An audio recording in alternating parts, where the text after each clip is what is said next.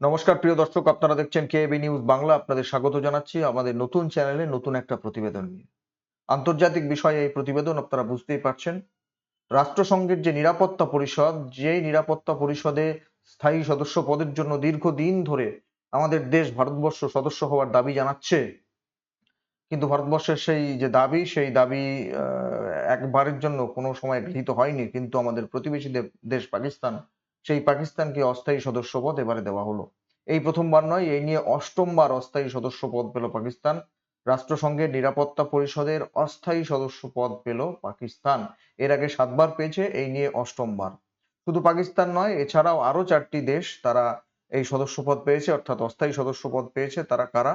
Somalia, Denmark, Greece এবং Panama. Somalia, Denmark, Greece এবং Panama, এই 4টি দেশও যে নিরাপত্তা পরিষদ, সেই নিরাপত্তা পরিষদের অস্থায়ী সদস্য পদ পেয়েছে। আপনারা জানেন যে নিরাপত্তা পরিষদ 15 সদস্যের একটা পরিষদ, এবং সেখানে 5জন স্থায়ী সদস্য, 5টি স্থায়ী সদস্য দেশ এবং বাকি 10টি অস্থায়ী সদস্য দেশ তারা 2 বছরের জন্য নির্বাচিত হন।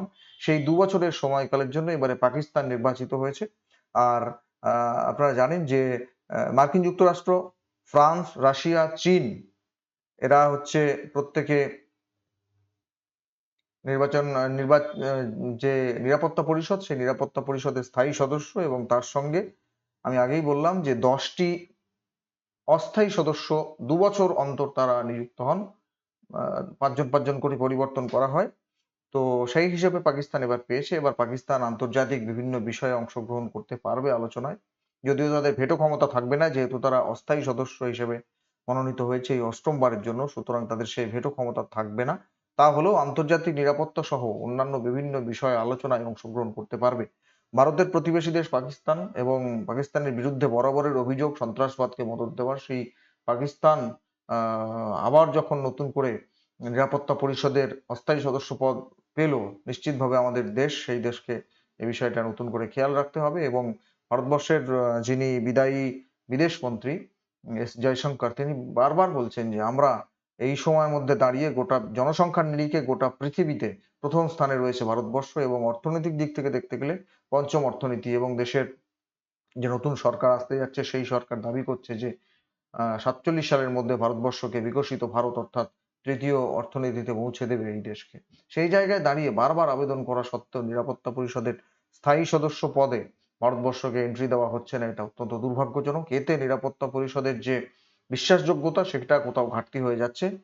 আর উম, এই যে অস্থায়ী সদস্য পদ, এই অস্থায়ী সদস্য পদ ভারতও বিভিন্ন সময় পেয়েছে, পাকিস্তানও এর আগে 7 বার পেয়েছে। এর খুব একটা গুরুত্ব না থাকলেও পাকিস্তান এটাকে বেশ বড়ভাবে ফলাও করে প্রচার করার চেষ্টা করছে, এবং সে দেশের প্রধানমন্ত্রী ধন্যবাদ জানিয়েছেন নিরাপত্তা পরিষদের নির্বাচিত হওয়ার জন্য। যে সমস্ত ভোট, 182টা ভোট পেয়ে পাকিস্তান অস্থায়ী সদস্য হিসেবে মনোনীত হয়েছে, নির্বাচিত হয়েছে। সুতরাং তিনি ধন্যবাদ জানিয়েছেন যে সমস্ত সদস্য দেশ নির্বাচনে পাকিস্তানকে ভোট দিয়েছে তাদের, এবং বলছে যে বিশ্ব শান্তি রক্ষায়, বিশ্ব মৈত্রী রক্ষায় সন্ত্রাসবাদের বিরুদ্ধে পাকিস্তান এবার গুরুত্বপূর্ণ ভূমিকা নেবে। কিন্তু দেশটার নাম তো পাকিস্তান, এর আগে তাদের বিভিন্ন কার্যকলাপ দেখা গেছে। দেশের অভ্যন্তরীণ নিরাপত্তা যারা রক্ষা করতে পারে না, দেশের অভ্যন্তরেই যাদের সবসময় অস্থিতাবস্থা এবং একটা অস্থির পরিস্থিতি, তারা বিশ্ব শান্তি রক্ষায় কি ভূমিকা নেবে, তাদের সদিচ্ছা নিয়েও তো বিভিন্ন সময় প্রশ্ন ওঠে।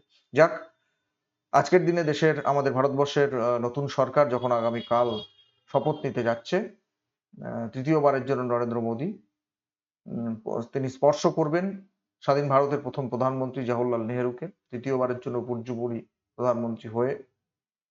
সেই রকম একটা সময় পাকিস্তানকে নিয়ে খবর এবং নিরাপত্তা পরিষদে অস্থায়ী সদস্য পদের খবর, নিঃসন্দেহে বড় খবর আপনাদের দিলাম। ভালো লাগলে প্রতিবেদনটা শেয়ার করবেন, সাবস্ক্রাইব করবেন আমাদের চ্যানেলটি। দেখা হবে পরের প্রতিবেদন নিয়ে খুব তাড়াতাড়ি। ভালো থাকবেন, সুস্থ থাকবেন। ধন্যবাদ।